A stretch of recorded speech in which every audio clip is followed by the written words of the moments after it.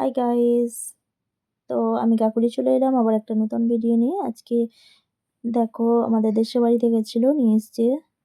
এটা হচ্ছে গলদা চিংড়ি। গলদা চিংড়িটা বেশ অনেকটাই বড় ছিল। আর এই মাছটা কি মাছ বলো তো? এটা হচ্ছে ভাঙন মাছ। এটা নোনা জায়গায় পাওয়া যায়, এটা ভাঙন মাছ। তো এই মাছগুলো দেশের বাড়ি থেকে নিয়ে এসেছিল।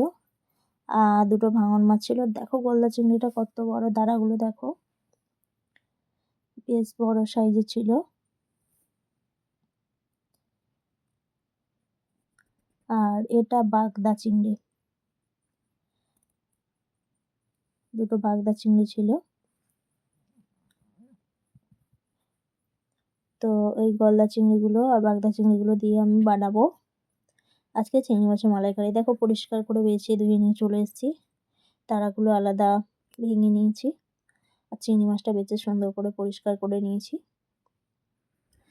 আর গলদা চিংড়িটা অনেকটা বড় ছিল, আমি পিস পিস করে নিয়েছি। দেখো কতটা চিংড়ি মাছটা যেন একদম ঘি হয়ে গেছে। আমি নুন, হলুদ আর কালারের জন্য একটু লঙ্কা ব্যবহার করছি।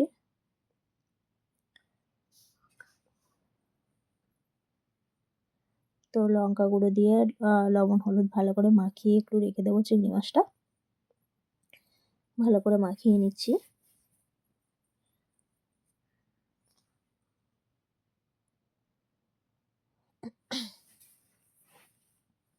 আর এখানে মশলা করে নিয়েছি, দেখো এখানে আদা রসুনের পেস্ট, পেঁয়াজ পেস্ট সব করে নিয়েছি।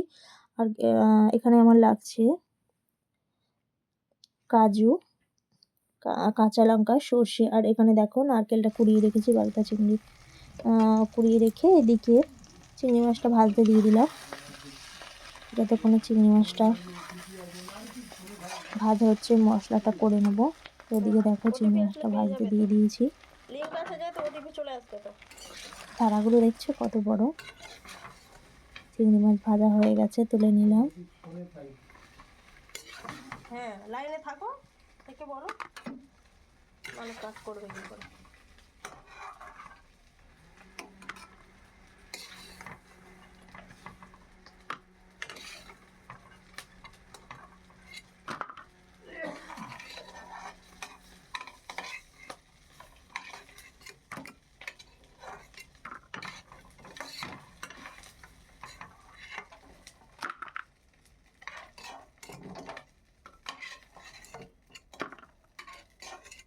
চিংড়ি মাছটা দেখো ভাজা হয়ে গেছে, তুলে নিলাম। আমি একে একে দিয়ে দিচ্ছি পেঁয়াজের পেস্ট, ওই তেলের মধ্যেই দিয়ে দেবো। আদা রসুনের পেস্ট, পেঁয়াজের পেস্ট,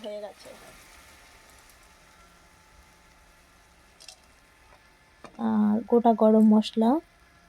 এখানে আমি দারচিনি, এলাচ, লবঙ্গ দিয়ে দিলাম। তেলের মধ্যে দিয়ে মশলাটাকে ভালো করে কষিয়ে নিচ্ছি।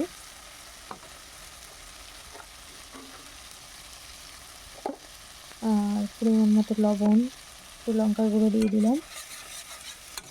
অবশ্যই তোমরা এইভাবে একবার বাড়িতে ট্রাই করো, জাস্ট অসাধারণ লাগবে খেতে মালাইকারিটা। তো আমার বাড়িতে চিংড়ি মাছগুলো আমি তো করে থাকি, তোমরা অবশ্যই বানাও।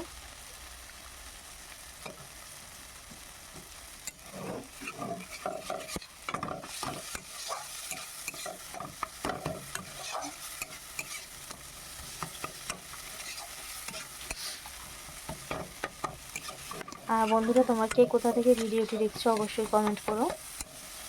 আর রান্নাটা কেমন লাগলো অবশ্যই বলো।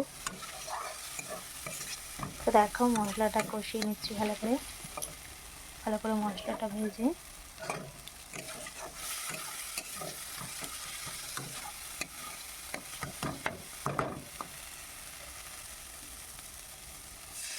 আমি মশলাটা কষাতে দিয়ে নারকেলের থেকে দুধটা বের করে রেখেছিলাম, নারকেলের দুধটা দিয়ে দিলাম। আর সর্ষে কাজু পেস্টটা করে রেখেছিলাম। তো একে একে সব আমি দিয়ে দিচ্ছি। দেখো কাজু সর্ষের পেস্টটা আর নারকেলের যে দুধটা আমি বের করে রেখেছিলাম গরম জলে ভালো করে চটকে নারকেল থেকে দুধটা বের করে নিয়েছিলাম, দিয়ে দিলাম। দেখো দেখো গ্রেভিটা কেমন ঘন হয়েছে, খুব সুন্দর। তো আমার রেডি গ্রেভিটা। এবার আমি চিংড়ি মাছগুলো অ্যাড করে দিলাম, প্রায় রেডি। তো একটু ফুটে উঠলেই গরম মশলা দিয়ে নামিয়ে নিতে হবে চিংড়ি মাছের মালাইকারি। তো দেখো ঝোলটা ফুটে গেছে, কত সুন্দর হয়েছে দেখো।